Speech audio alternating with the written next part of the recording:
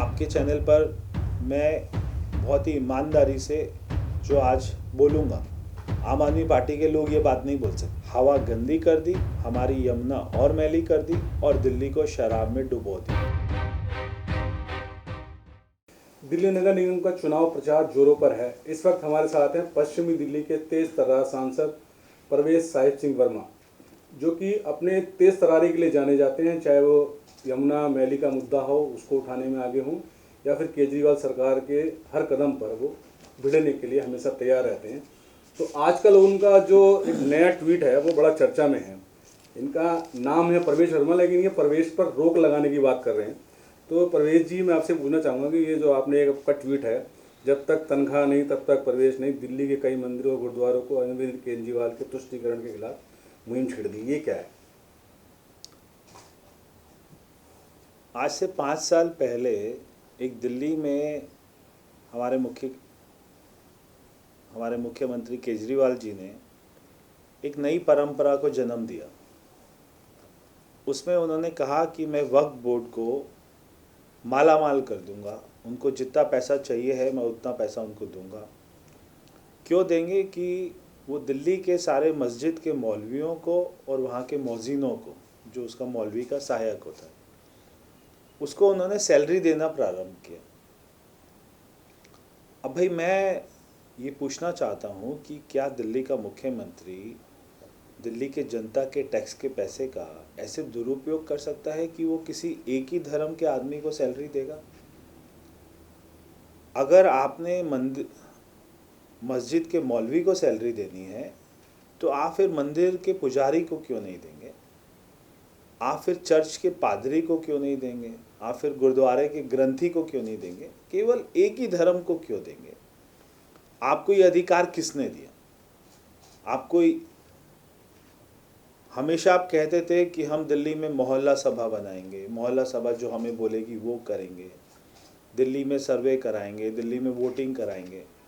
तो आपने कौन सा दिल्ली वालों से पूछा कि आप ऐसे वक्फ बोर्ड को दे पैसा और वो वहाँ से वक्फ बोर्ड अपने दिल्ली के मस्जिद के मौलवियों को सैलरी बांटे और 5 साल में 101 करोड़ रुपया दे देना? तो हमारा पैसा, दिल्ली के गरीब लोगों का टैक्स का पैसा अपने वोट बैंक की पॉलिटिक्स के लिए, अपने चुनाव के लिए, अपनी गंदी राजनीति के लिए, दिल्ली में पॉलिटिक्स को और ज़्यादा कम्युनल बनाने के लिए आप ऐसा पैसा ऐसे नहीं दे सकते। नहीं, लेकिन जो ये बोर्ड लगाए जा रहे हैं मंदिरों पे कि भाई जब आम आदमी के लोगों को प्रवेश नहीं, मंदिरों में तो सबका जाना होता है ना, इसमें इसको क्या मानते हैं आप? देखिए, मंदिर के जो पुजारी हैं, मैंने सबसे अपील की कि भाई आप अरविंद केजरीवाल जी को दिल्ली के सारे मंदिर के सारे पुजारी, वहाँ की समितियाँ, गुरुद्वारे के ग्रंथी, वहाँ की समितियाँ एक अरविंद केजरीवाल जी को लेटर लिखे और उनको कहें कि आप मस्जिद के मौलवी को दे तो हमें भी दे दीजिए। आप उन्हें दे रहे हैं तो हमने आपका क्या बिगाड़ा? तो सारे लोग उनको लेटर लिखेंगे तो हो सकता है अरविंद केजरीवाल जी देना शुरू करें। और मैंने कहा कि अभी चुनाव चल रहा है तो शायद वो आपके प्रेशर में आ जाएं, तो आप उनको 3 दिन का समय दीजिए कि आप 3 दिन में सैलरी दें, हमारी घोषणा करें। और अगर नहीं घोषणा करते तो फिर आप ये हिंदू बनने का, मंदिर बनने का और हनुमान भक्त बनने का ये ढोंग क्यों करते हैं? क्योंकि आपने किसी और धर्म की टोपी पहन रखी है तो फिर आप क्यों कहते हैं कि मैं हनुमान भक्त हूँ? फिर आप उन्हीं के साथ ही रहिए। तो आप अपने मंदिर, सारे धार्मिक संस्थानों के ऊपर में अपने बोर्ड लगा दीजिए कि भैया जब तक हमें सैलरी नहीं मिलेगी तब तक हमारे यहाँ पे आने की क्या ज़रूरत है, आपको हमारी ज़रूरत ही नहीं है। नहीं परवेज जी, अगर मैं पुराने उस पर जाऊँ तो जहाँ तक मुझे याद है, साल या 2 साल हुए होंगे, आपने जो दिल्ली की अवैध मस्जिदों का मामला भी बड़े ज़ोर शोर से उठाया था, उसमें वो क्या था थोड़ा सा? देखिए, मैंने हमारे दिल्ली के उपराज्यपाल को मैंने पत्र लिखा था। उसमें मैंने कहा था कि दिल्ली में सरकारी ज़मीनों पर, हमारे पार्कों के ऊपर में अवैध कब्जे हो रहे हैं और मेरे को लोग आके शिकायत करते थे कि देखिए हमारी कॉलोनी में एक अवैध मस्जिद बन रही है और वो सरकारी ज़मीन के ऊपर में बन रही है। तो मैंने इसके बारे में मैंने जानना चाहा और मैंने पड़ताल करी, तो मेरे पास और शिकायत आने लगी। तो मैंने लगभग 100 से ज़्यादा ऐसे स्थान आइडेंटिफाई किए जहाँ पर सरकारी ज़मीनों के ऊपर में या तो किसी सड़क के ऊपर में कोई अपना मस्जिद बनी हुई है, या किसी पार्क के अंदर में मदरसा बना हुआ है, या किसी सरकारी ज़मीन के अंदर में कब्रिस्तान बना हुआ है। तो मैंने उनको लिखा कि आप इसकी जांच करवाइए, आप दिल्ली के डीएम को, एसडीएम को ये सारी लोकेशंस की जांच कराइए। मैंने सबके एड्रेस लिखे, और अगर ये सरकारी ज़मीनों पर है तो इनको खाली कराना चाहिए। और मैंने कहा ये वो हैं जो पिछले 20 साल में बनी। मैं नहीं कह रहा कि आज़ादी से पहले की कोई मस्जिद है तो आप उसे हटाइए, या कोई 40-50 साल पहले की कोई है जब हमारी दिल्ली में डीडीए भी नहीं बना था, कोई अथॉरिटी भी नहीं बनी थी, उससे पहले की कोई आ रहा है तो ठीक है। मगर 20 साल में बना जो है उसका मतलब है कि वो किसी ना किसी राजनीतिक संरक्षण से ही बना है। वहाँ के एमएलए ने, मंत्री ने, वहाँ की सरकारों ने देखा वहाँ की कम्युनिटी को, ठीक है भाई बना लो, तो तुम्हारी वोट हमें दे देना। तो ऐसे राजनीतिक संरक्षण उनको देकर, अवैध कब्जे कराकर, तो 20 साल से जो बना है मैंने वही लिस्ट उनको दी थी, और उन्होंने उसकी जांच के आदेश दिए। फिर जो दिल्ली का माइनॉरिटी कमीशन है वो इसके अंदर में घुस गया और उसने कहा हम जांच कराएंगे, और उन्होंने 1 महीने के बाद में रिपोर्ट दी कि हमने जांच करा ली है, और जो परवेश वर्मा ने लिस्ट दी है वो कोई भी अवैध नहीं है, क्योंकि वहाँ की समितियों ने डीडीए को लेटर लिख दिया है कि आप हमसे इन जमीनों का शुल्क ले लीजिए और हमारे नाम कर दीजिए। कमाल की बात है, एक तरफ तो आपने मान लिया कि आप वहाँ पे बैठे हुए हैं ज़बरदस्ती, फिर आप कह रहे हैं कि अब हम तो बैठ गए हैं, अब डीडीए हमसे शुल्क ले ले, हम तो यहीं बैठे रहेंगे, पार्कों में बैठे रहेंगे, सड़कों पर बैठे रहेंगे। अब मैं किसी के घर में जाके बैठ जाऊं, किसी कोई भी सरकारी संपत्ति के ऊपर में, और मैं बोलूं अब तो मैं यहाँ बैठ गया हूँ तो मेरे से डीडीएस का पैसा ले ले, ऐसे थोड़ी ना होता है। तो आप अगर सरकारी ज़मीन पर बैठे हैं, वहाँ पे कोई पार्क बनना है, बच्चों के खेलने के लिए झूले लगने हैं, कोई वहाँ पे लाइब्रेरी बननी है, कोई स्कूल बनना है, कोई और अपना पब्लिक फैसिलिटी के काम होने हैं, अब आप वहाँ पे बैठ गए हैं तो आपको कोई नहीं हटा सकता। क्यों नहीं हटा सकता? कि भाई एक वो अपना पर्टिकुलर कम्युनिटी है, और दिल्ली में जो हमारी सरकार है अरविंद केजरीवाल जी की, वो उनको अपना वोट बैंक मानती है, वो उनको संरक्षण देती है। तो दिल्ली के एसडीएम, सारे डीएम ये उन्हीं के अंडर आते हैं, तो वो कोई कार्रवाई नहीं होने देते। पर जी पिछले कुछ दिनों में देखें तो ये बातें बहुत सामने में आई है कि कहीं मुस्लिम युवक ने हिंदू युवक की हत्या कर दी या हिंदू युवती की हत्या कर दी। भजनपुरा के दंगे हो, जो नॉर्थ ईस्ट के हों या जहांगीरपुरी के हों, तो सब लोगों ने, जो हिंदू लोग जो अपने आप को कहते हैं, उन्होंने बड़ी हसरत भरी निगाह से, बड़ी उम्मीदों की निगाह से आपको देखा। तो क्या आप हिंदुत्व के पोस्टर बॉय बन रहे हैं दिल्ली के? देखिए, हम सभी जानते हैं कि जिहाद क्या है, और अभी ये नया एक स्टार्ट हो गया लव जिहाद करके। तो अभी हमने देखा आफ्ताब और अपना श्रद्धा के क्या पूरा मसला है, कैसे श्रद्धा को टुकड़े टुकड़े, और ये कोई पहली घटना नहीं है, ना कोई आखिरी है।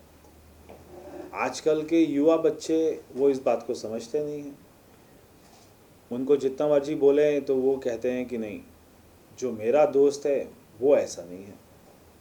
और सोशल मीडिया पर हम ये बात को देखते रहते हैं कि रोज़ कहीं ना कहीं देश में कोई ऐसी श्रद्धा, उसको काटा जा रहा है, उसको मारा जा रहा है। हमारे दिल्ली में भी कई ऐसे घटनाएं, मेरी लोकसभा में 2-3 ऐसी घटनाएं हो गई हैं जहाँ पर हिंदू लड़के को मुसलमान अपना लड़कों द्वारा बार बार चाकू से, एक बार नहीं, 2 बार नहीं, 50 बार, 100 बार वो उसको ऐसा मारते हैं। तो ये चल रहा है, ये एक बहुत बड़ी बीमारी है हमारे देश में जो अभी अपना और ज़्यादा बढ़ रही है। इसलिए लोगों को अपने बच्चों को समझाना चाहिए और ज़्यादा अवेयरनेस लानी चाहिए।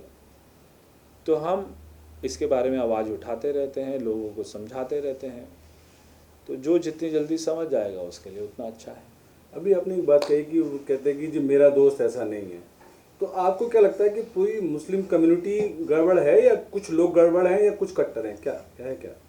अब ये तो मुस्लिम कम्युनिटी तय करे कि वो पूरी गड़बड़ है, आधी गड़बड़ है या कुछ गड़बड़ है, ये तो वो लोग तय करें। मगर हम देखते हैं कि जहाँ पर किसी हिंदू लड़के ने किसी मुस्लिम लड़की के साथ में प्यार किया तो वहाँ हिंदू लड़के का मरना तो बिल्कुल तय है, निश्चित है। जहाँ पर किसी मुस्लिम लड़के ने हिंदू लड़की के साथ प्यार किया तो वहाँ पर हिंदू लड़की का मरना तय है। यानी कि दोनों केस में मरेगा हिंदू ही, चाहे वो लड़की हो चाहे वो लड़का हो। तो अब ऐसा अगर हर केस में यही हो रहा है, अब देश में मैं समझता हूँ कि हर बार यही सुनने को मिलता है कि कोई अपना मुसलमान लड़का हिंदू लड़की को लेकर भाग गया। मुझे तो अगर कोई गलती से ये सुनने को मिल जाए कि कोई हिंदू लड़का मुसलमान लड़की को लेकर भाग गया तो 4 दिन के बाद में उस लड़की की तो लाश ही मिलेगी। तो ये जो इनके मन के अंदर में इतना जहर है, इतना क्रोध है, ये मेरे को समझ नहीं आता। इसका जवाब तो यही लोग दे सकते हैं। तो ये जो जहर है वो उसको उसी को मानते जाए। पिछले दिनों आपने एक सभा में बोला कि इनका बायकॉट करें, क्या वो सही था? नहीं, जो देखिए, वीडियो मैंने उस वाले भाषण में किसी कम्युनिटी का नाम नहीं लिया था, किसी समुदाय का नाम नहीं लिया था, ना मैंने कहा था कि पूरे मुसलमानों का बाइकआउट करो। मैंने कहा ऐसे लोगों का बाइकआउट करो, ऐसे लोग यानी कि जिन लोगों ने वहाँ पर मारा है हिंदुओं को, ऐसे लोगों का बाइकआउट करो। और वो कोई कहना, अगर हमारे गांव में हम भी सुनते आए हैं कि अगर गांव में कोई ऐसी फैमिली होती थी जो ठीक काम नहीं करती थी तो पूरा गांव उसको निकाल देता था, गांव से ही हटा गाँव देता था। निकालना। तो अगर कोई ऐसे लोग हैं, कोई ऐसे परिवार हैं जो ऐसे कोई भी घटना में शामिल है, तो हमने कहा भाई फिर अपना सारे समाज को ऐसे लोगों का बाइकआउट करना चाहिए। तो मैं आप अगर मेरा वो भाषण भी देखेंगे तो मैंने किसी पूरे समुदाय का नाम नहीं लिया। नहीं, लेकिन मतलब तो यही निकल रहा था ना उसका। जितने लोग ये काम करेंगे ऐसे लोगों का बाइकआउट करना ही चाहिए, सभी लोगों को करना चाहिए। कौन इसके पक्ष में होगा कि उनके साथ में खड़े होना चाहिए, ऐसा कौन बोलेगा? आम आदमी खड़ी होती है ऐसे लोगों के साथ नहीं? आपको क्या लगता है दिल्ली में? हाँ, आम आदमी पार्टी खड़ी होती है, क्योंकि जब दिल्ली में दंगा होता है तो उनका आम आदमी पार्टी का निगम पार्षद जो है ताहिर हुसैन, जिसको कोर्ट ने कहा कि वो दंगे का मास्टरमाइंड था, वो अपने घर के ऊपर से बॉम्ब फेंक रहा था। आम आदमी पार्टी होती है जब उनका विधायक अमानतुल्लाह खां, उसके घर से अवैध हथियार मिलते हैं और वहाँ से करोड़ों की संपत्ति के कागज़ मिलते हैं। आम आदमी पार्टी खड़ी होती है जब अरविंद केजरीवाल जी टोपी पहनकर उनका वीडियो सामने आता है कि मैं सारे वक्फ बोर्ड को माला माल कर दूंगा। तो उन लोगों को बढ़ावा देना, उन लोगों को संरक्षण देना, तो ये उनकी शुरू से आदत रही है। देखिए, तुष्टीकरण की राजनीति कहेंगे या वोट बैंक की, या मतलब क्या चल क्या रहा है ये? अरविंद केजरीवाल तो अगर उसको बोलो वो अपना कुर्सी के लिए, तो वो कोई भी गधे को भी अपना बाप बना ले, ऐसा आदमी है। तो वो कुछ भी कर सकता है। जहाँ पर उसको लगेगा हिंदू की वोट चाहिए वहाँ पे वो हनुमान चालीसा पढ़ेगा, जहाँ उसको लगेगा मुसलमान की वोट चाहिए वहाँ पे वो उनके लिए जो है हज़ारों करोड़ रुपए दे देगा और वहाँ के मस्जिद के मौलवियों को तनख्वाह देना शुरू कर देगा, उनकी सैलरी बढ़ा देगा। तो वो जो है मौके का फ़ायदा उठाने वाला आदमी है। उसका मेन मकसद यही है कि वो कैसे अपना सत्ता पे बैठा रहे, कैसे कुर्सी पर बैठा रहे, उसके लिए वो सब कुछ कर सकता है। अभी वो जो लक्ष्मी गणेश जी को नोटों पर छापने की बात थी, वो भी इसी कड़ी कह सकते हैं। देखिए, उस बात से मैं इसलिए अपना सहमत नहीं था और कि उसके आगे के पहलू हमने नहीं सोचे। केवल वो इतनी बात नहीं थी कि लक्ष्मी और गणेश जी के नोट को आप अपना करेंसी के ऊपर में छाप दें। अब आप देखिए, सोच के देखिए कि कई बार हम देखते हैं कि शादी हो रही है, वहाँ पे लोग पैसा लुटा रहे हैं और वो ऐसे पैसा लुटाते हैं तो वो पैसा सारा हमारे अपना ज़मीन पर गिरता है। अब हम सारे लोग उसी को ऊपर में डांस करते हैं, उसको ऊपर में जूता रखते हैं। अब उसके ऊपर में गणेश जी और हमारे लक्ष्मी जी की फ़ोटो है और लोग उसके ऊपर में डांस कर रहे हैं, तो आप ऐसा किस किस को मना करोगे? तो शायद अरविंद केजरीवाल जी का इसके ऊपर भी मुसलमानों को खुश करने का कोई प्लान है कि ऐसे नोट के ऊपर में भगवान का फ़ोटो छाप दें और फिर उसकी अपना बेकदरी हो, जिससे दूसरी कम्युनिटी खुश हो। शायद उनका ये प्लान था। मैंने खुद पार्लियामेंट के अंदर में प्राइवेट मेंबर बिल लेके आया कि कुछ सालों से ये ट्रेंड बढ़ता जा रहा है कि हमारे भगवान की फ़ोटो लोग अपनी टी शर्ट पर छपवाने लगे हैं, लोग अपने जीन्स पे छपवाने लगे हैं, लोग अपने जूते चप्पल पर छपवाने लगे हैं। तो हमारे भगवान की फ़ोटो को ऐसे बेकदरी करना कि जूतों पर भी छपवा रहे हैं, चप्पल भी पर भी छप रही है और अंडर गारमेंट्स पे भी छप रहे हैं। तो मैं प्राइवेट मेंबर बिल लेके आया पार्लियामेंट में कि ऐसा नहीं होना चाहिए। हमारे भगवान की फ़ोटो को उसकी एक मर्यादा है, अगर कोई ऐसा काम करेगा तो उसके ऊपर में बिल्कुल प्रतिबंध होना चाहिए। अभी जो छठ गई उस पर आपने यमुना की सफाई का मुद्दा बहुत जोर शोर से उठाया, आप काफ़ी सुर्खियों में रहे, उसको लेके आप क्या कहना चाहेंगे? देखिए, यमुना में शीला दीक्षित जी की सरकार आई, अरविंद केजरीवाल जी की सरकार आई, बहुत सारे वायदे किए गए, काम कुछ नहीं हुआ।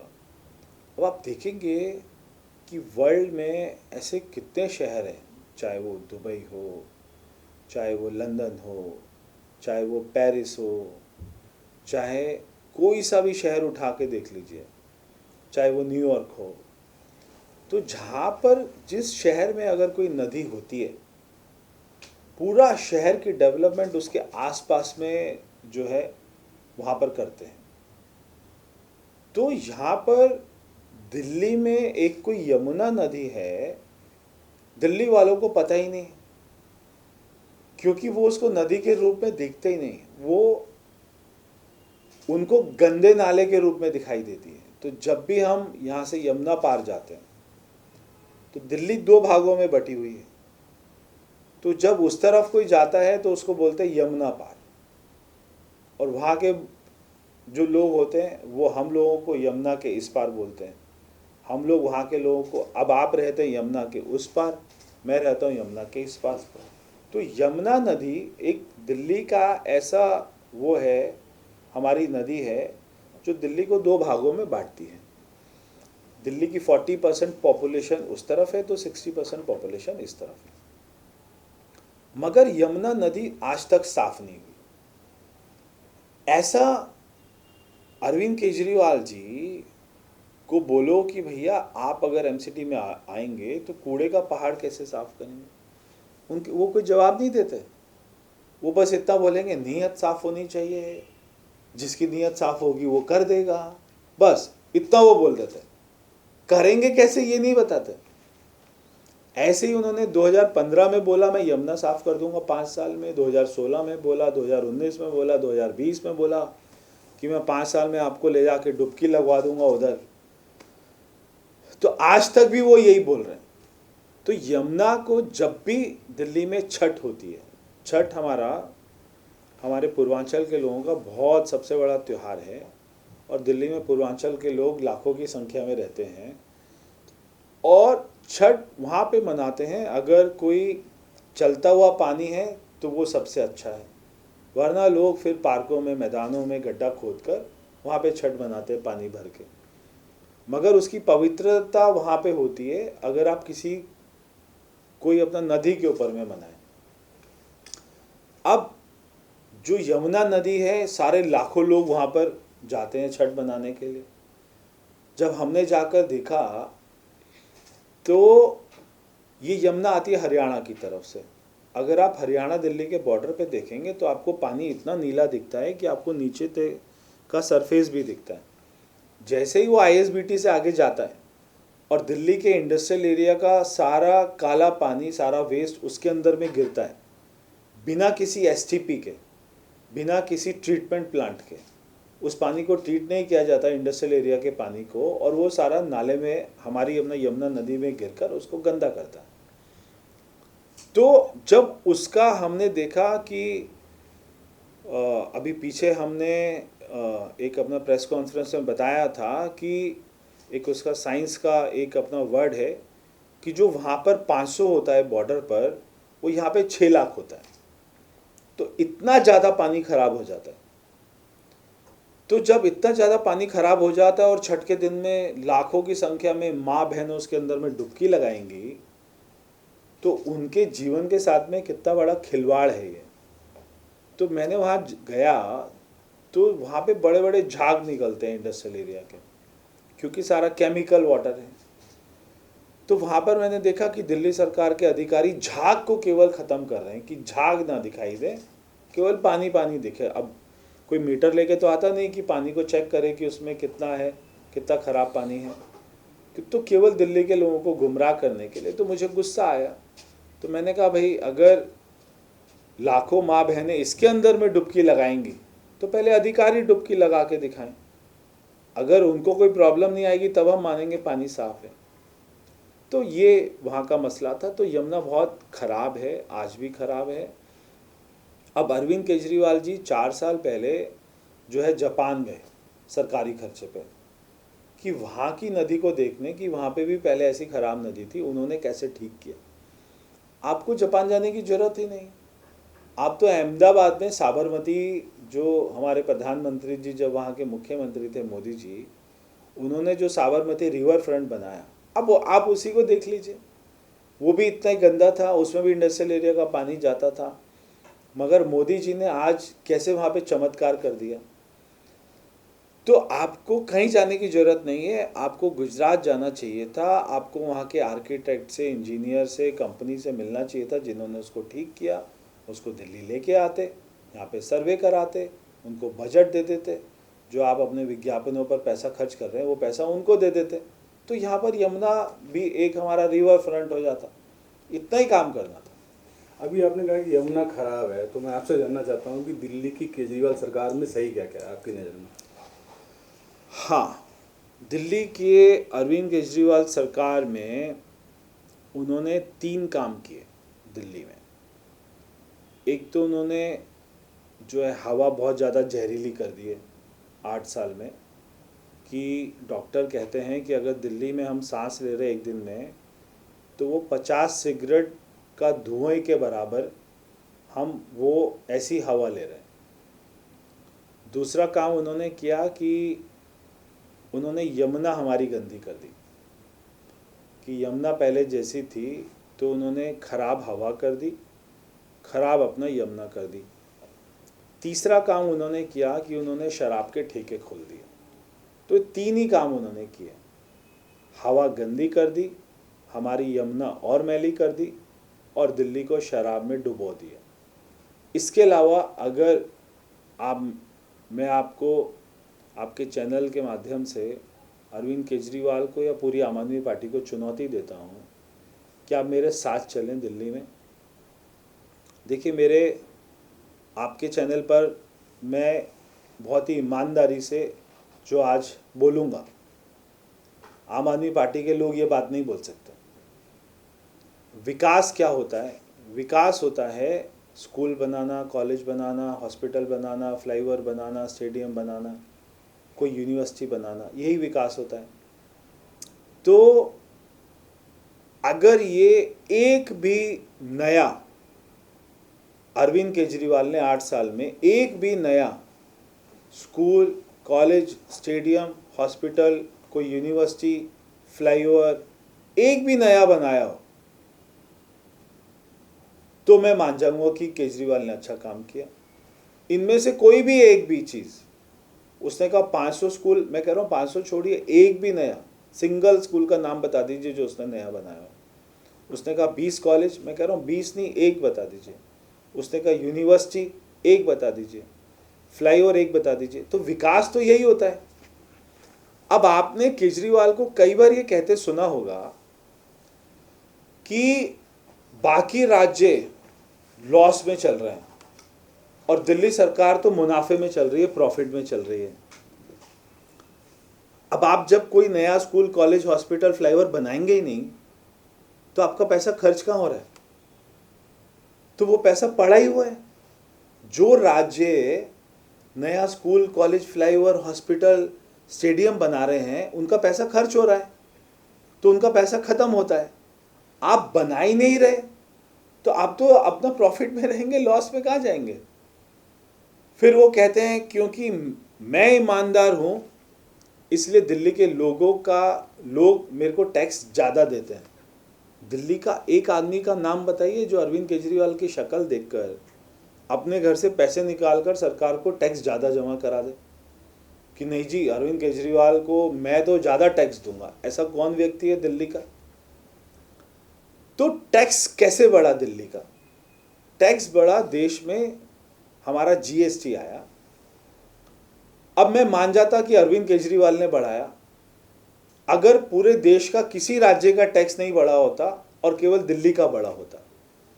जिस साल में जीएसटी आया उसके अगले साल ही आप देखेंगे तो देश का ऐसा कोई राज्य नहीं है जिसमें 20,000 करोड़ का टैक्स आता था तो वो 40,000 हो गया। दिल्ली में 35,000 करोड़ आता था तो आज दिल्ली में 75,000 करोड़ का टैक्स आता है। हर राज्य का टैक्स बढ़ गया, चाहे वो बॉम्बे है, चाहे वो महाराष्ट्र है, चाहे वो कर्नाटक है, चाहे वो गुजरात है, हर राज्य का टैक्स बढ़ा। क्यों बढ़ा? जीएसटी आने के बाद। अब दिल्ली के लोग इतने ज़्यादा तो उसमें डिटेल में जाते नहीं हैं, सोचते नहीं हैं कि टैक्स कैसे बढ़ा। तो केजरीवाल ने बोला मैं ईमानदार हूँ, मेरी शक्ल देख के लोगों ने पैसे दे दिए, इसलिए टैक्स बढ़ा। अब कौन जा रहा है डिटेल में देखने कि कौन से राज्य का कितना बढ़ा? तो लोग मान लेते हैं। फिर वो कहता है मेरी सरकार प्रॉफिट में चल रही है। तो आप कोई काम ही नहीं करेंगे तो प्रॉफिट में चलेगी। आपने हमेशा अरविंद केजरीवाल को 3-4 अपनी उपलब्धि के बारे में बोलते सुना होगा। एक वो उपलब्धि बोलता है कि हमने शिक्षा में क्रांति लेके आए, शिक्षा को हमने वर्ल्ड क्लास एजुकेशन मॉडल बनाया। चलो एक बार मान लेते हैं कि आपने बनाया।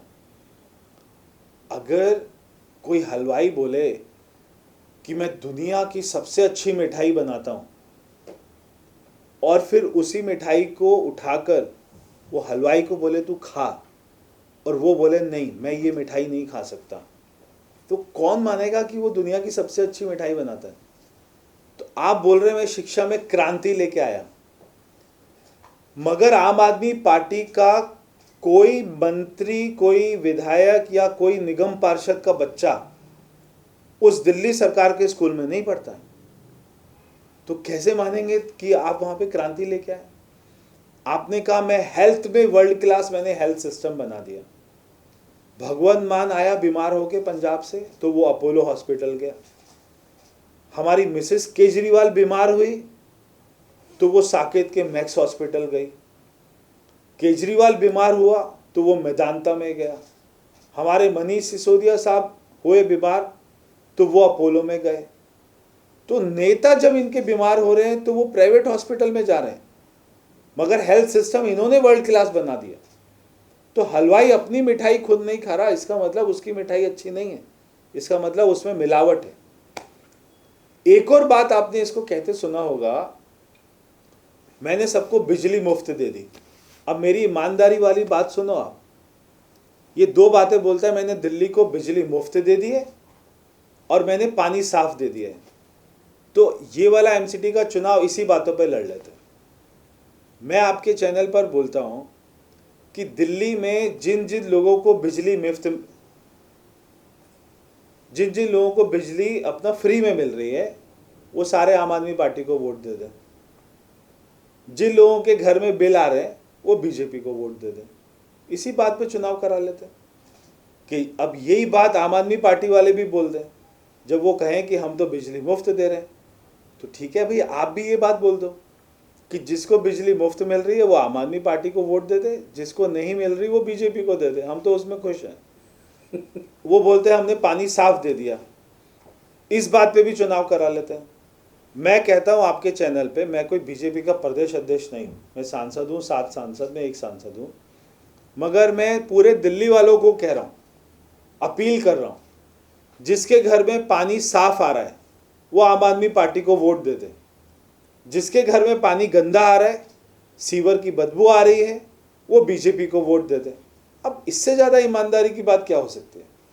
अगर ईमानदारी की बात करें तो भाजपा का ये कहना है कि 8 साल में केजरीवाल सरकार में भ्रष्टाचार का बड़ा विकास हुआ है, उस पर थोड़ा प्रकाश डालें।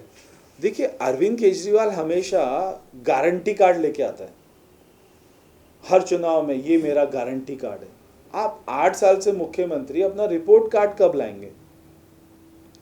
जो मुख्यमंत्री अपने बच्चों की कसम खा के झूठ बोल दे कि मैं कांग्रेस का समर्थन नहीं लूंगा, मेरे बच्चों की कसम मैं खाता हूं, और वो अगले महीने ही वो कांग्रेस का समर्थन ले लें, तो जो आदमी अपने बच्चों की झूठी कसम खा रहा है उसकी गारंटी पर कौन विश्वास करेगा? अब ये बोलते हैं भ्रष्टाचार, हम तो भ्रष्टाचार खत्म करने आए थे यहाँ पर। अब आपके 49 एमएलएस के ऊपर में केस चल रहे हैं। 49 आपके 62 एमएलएस हैं, उनमें से 49 एमएलएस के ऊपर में क्रिमिनल केस चल रहे हैं। एक आपका मंत्री जो राशन कार्ड बनवाने के चक्कर में उसको आपने हटाया कि वो महिला का शोषण कर रहा था। एक आपका मंत्री 6 महीने से वो तिहाड़ जेल में पड़ा हुआ है क्योंकि वो हवाला के काम में आरोपी है, ये कोर्ट ने उसको दोषी ठहराया। आपके इतने सारे ऑफिसर एक्साइज पॉलिसी में हट गए। मनीष सिसोदिया के ऊपर में इन्वेस्टिगेशन चल रही है सीबीआई की और ईडी की। आपका एक एमएलए के घर में अवैध हथियार मिलते हैं, एक आपकी निगम पार्षद जो है गीता रावत, उसको सीबीआई रंगे हाथों पकड़ती है। एक पार्षद ताहिर हुसैन को कोर्ट कहती है कि वो हमारे दिल्ली के दंगों का मास्टरमाइंड था।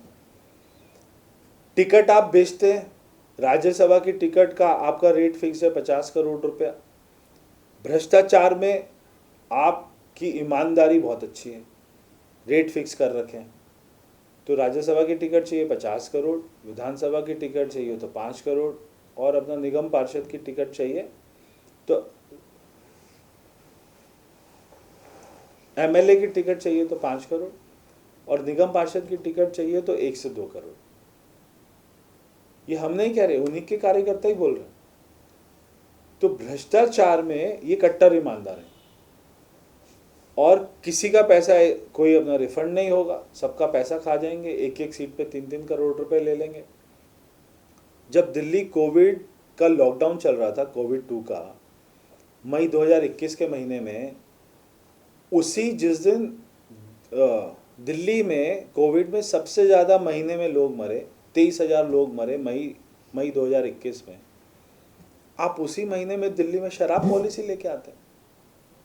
मतलब हर घर से अर्थी उठ रही है, हर अपना कॉलोनी मोहल्ले से अर्थी निकल रही है, शमशान घाट में 24-24 घंटे तक लोग अपने बच्चों को जला नहीं पा रहे, अपने परिवार के सदस्यों को जला नहीं पा रहे, मगर सीएम और डिप्टी सीएम घर पे बैठकर, अपने ऑफिस में बैठकर दिल्ली में शराब पॉलिसी कैसे हो, एक बॉटल के बदले में एक बॉटल फ्री कैसे मिले, और वो राघव चड्ढा नेशनल टेलीविज़न पर आकर कह दे कि अगर लोग मर रहे थे, कोविड था, तो हमें क्या लेना देना, हम तो शराब पॉलिसी लाएंगे। तो अगर ये कोई इंसान थोड़ी ना है, लोग कह रहे ऑक्सीजन दो मगर आप उनको शराब पॉलिसी दे रहे हैं, लोग कह रहे हैं हमारे घरों में लोग मर रहे हैं, इंजेक्शन दो, मगर आप उनको शराब पॉलिसी दे रहे हैं। तो ये इंसान थोड़ी ना कर सकता ये काम। मोदी जी आपको यहाँ पे आईसीयू की मशीनें भेज रहे हैं, आप उसको लगा नहीं रहे। मोदी जी आपको ऑक्सीजन भेज रहे हैं, आप कह रहे हैं हमारे पास में टैंकर नहीं है। हमारे लोकसभा में अपने खुद के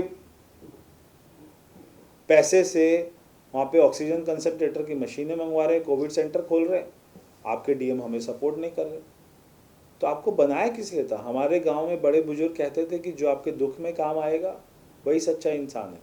जब दिल्ली पूरा दुख में थी, दिल्ली वाले रो रहे थे कि हमें दवाई चाहिए, ऑक्सीजन चाहिए, तब आप शराब पॉलिसी दे रहे थे। अब आप देखिए कि दिल्ली में आपने 850 शराब के ठेके खोल दिए, L1 की कमीशन को 2% से 12% कर दिया, जिसका आज तक आम आदमी पार्टी जवाब नहीं दे पाई। तो इसमें जो भ्रष्टाचार है वो 2% से 12% कमीशन करने वाला ही है कि हम आपकी कमीशन को 2 से 12 कर देते हैं, तो जो 10% आपको बचेंगे ज़्यादा एक्स्ट्रा, उसमें से 6 हमारा 4 आपका। सिंपल सा एक अपना लॉजिक है। तो आपने 850 ठेके खोल दिए दिल्ली में। जहाँ पर भी ठेका होता है शाम को वहाँ पे चाकू चलते हैं, वहाँ पे लड़ाई झगड़ा होता है और हमारी माँ बहन बेटियाँ वहाँ से निकल नहीं सकती। उन सारे ठेकों को बंद कौन करा रहा था? दिल्ली की एमसीडी करा रही थी, क्योंकि एमसीडी में बीजेपी थी। अब अगर ये लोग गलती से कहीं आ गए एमसीडी में, तो ये 800 ठेके थोड़ा ना खोलेंगे, 2000 खोलेंगे, गली गली में खोलेंगे। तो वहाँ पे चाकू चले, हमारी माँ बहन को वहाँ पे छेड़ा जाए सड़कों के ऊपर में, सारे दारूबाज उनको छेड़े, इनको उस बात से कोई लेना देना नहीं। तो ये लोग हैवान लोग हैं, इंसान लोग नहीं हैं। अच्छा, अंत में मैं अपनी उसी बात पे पुनः आऊँगा कि जैसे पूर्व में माना जाता है गुजरात में जो नरेंद्र मोदी जी मुख्यमंत्री थे, हिंदुत्व का चेहरा थे। उत्तर प्रदेश में जो है माननीय योगी जी हिंदुत्व का चेहरा है। तो दिल्ली के लोग क्या हिंदुत्व का चेहरा आपको माने, या आप हिंदुत्व की आवाज़ हैं दिल्ली में? देखिए क्या है कि अपना सत्येंद्र भैया कि अगर हम नहीं बोलेंगे तो बोलेगा कौन? तो हिंदुत्व, हिंदू लोग इतने शांति प्रिय लोग हैं कि वो हमारे यहाँ पे अपना मुगलों ने राज किया। अगर हिंदू शांति प्रिय नहीं होता तो मुगल राज नहीं करते। हिंदू शांति प्रिय नहीं होता तो हमारे यहाँ पर अंग्रेज आकर राज नहीं करते। तो लोग आए, हम पे राज किया और हम उनके गुलाम बन के काम कर रहे थे। तो मगर आज का हिंदू वो हिंदू थोड़ी ना है। आज हमारे देश में राम मंदिर बन रहा है, आज हमारे देश में पुराने सारे मंदिर की जो हमारी संस्कृति थी, जो उनकी भव्यता थी, वो वापस आ रही है। अब ऐसे में आज जब हमारे प्रधानमंत्री जी सबका साथ सबका विश्वास की बात कर रहे हैं, मगर एक धर्म है या जो है केजरीवाल जैसे लोग हैं जो उनको अपना केवल अपने राजनीतिक फ़ायदे के लिए उनको धार्मिक रंग देते हैं, उनको भड़काते हैं, और वो लोग उनकी बातों में आकर वो हमारे ऊपर में अटैक करते हैं, तो हम क्या करें? क्या हम उनका जुल्म को सहते रहें? क्या हम हमारे गांधी जी के अपना कहने के अनुसार एक गाल पर कोई मारे तो दूसरा गाल आगे कर दें? तो कोई तो बोलेगा, कोई तो हमारी आवाज़ उठाएगा। तो जहाँ पर मुझे लगता है कि आवाज़ उठानी चाहिए, मैं आवाज़ उठाता हूँ। तो ये थे हमारे साथ सांसद परवेश वर्मा जी, जिन्होंने बड़ी बेबाकी से अपनी बातें रखी, दिल्ली की केजरीवाल सरकार को हर मोर्चे पर कटघरे में खड़ा किया। साथ ही जो दिल्ली में हिंदुत्व पर जो कहीं भी अत्याचार हुए उसकी जो बातें हुई उसको भी उन्होंने बड़े साफ गोई से कहा कि लोग अगर उन्हें हिंदुत्व की आवाज़ मानते हैं, हिंदुओं के साथ कहीं कोई समस्या होगी और उन्हें पता लगेगा तो वो जरूर खड़े होंगे, चाहे उन्हें हिंदुत्व का पोस्टर बॉय कहा जाए, चाहे दिल्ली में हिंदुत्व की आवाज़ कही जाए। सत्येंद्र त्रिपाठी, पंजाब केसरी।